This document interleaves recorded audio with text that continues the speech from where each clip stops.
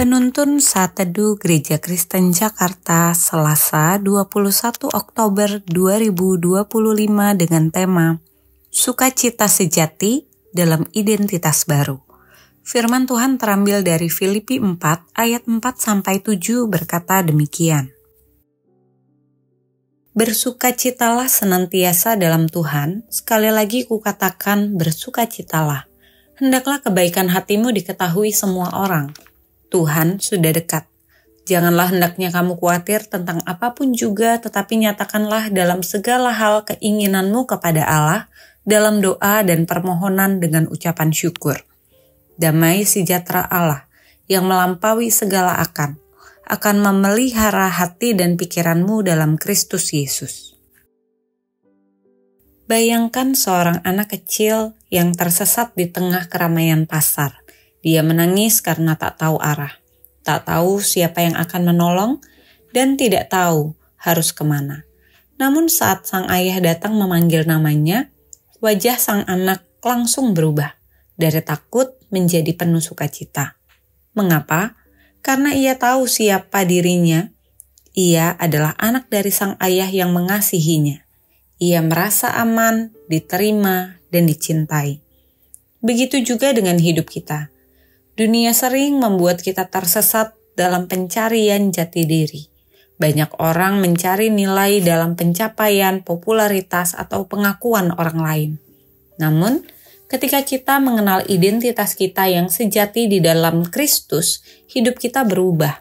Kita tidak lagi hidup dalam ketakutan atau kebingungan, tetapi dalam sukacita yang melimpah. Karena kita tahu kepada siapa kita berasal dan siapa yang memegang hidup kita. Sukacita yang sejati bukan berasal dari situasi yang menyenangkan atau keberhasilan duniawi, tetapi dari relasi yang erat dengan Kristus. Rasul Paulus menulis surat Filipi ini ketika ia sedang dipenjara. Namun justru di tengah kondisi yang sulit itu ia mengajak jemaat untuk bersukacita senantiasa dalam Tuhan. Sukacita ini adalah hasil dari pengenalan akan identitas kita di dalam Kristus. Identitas sebagai anak Allah memberi dasar yang kokoh untuk hidup penuh sukacita. Kita bukan lagi budak dosa, tetapi anak-anak Allah yang dikasihi. Dalam Kristus kita telah ditebus, dikuduskan, dan dipanggil menjadi terang dunia.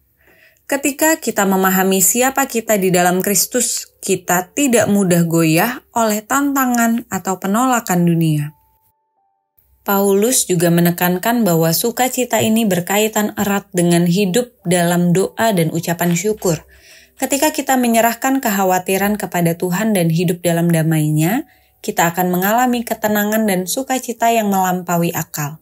Membangun identitas di dalam Kristus berarti terus tinggal dalam firman-Nya, menghidupi kasih-Nya, dan mempercayai janji-Nya. Dari situlah mengalir sukacita yang sejati, bukan yang sementara, tetapi yang abadi. Sukacita yang sejati hanya ditemukan saat kita membangun hidup berdasarkan identitas kita di dalam Kristus. Ketika kita mengenal siapa diri kita di dalam Dia, kita akan menjalani hari-hari dengan damai dan penuh harapan, tak tergoyahkan oleh situasi, sebab dalam Kristus sukacita menjadi gaya hidup, bukan sekedar perasaan. Sukacita bukan sekedar perasaan, melainkan gaya hidup anak-anak Allah.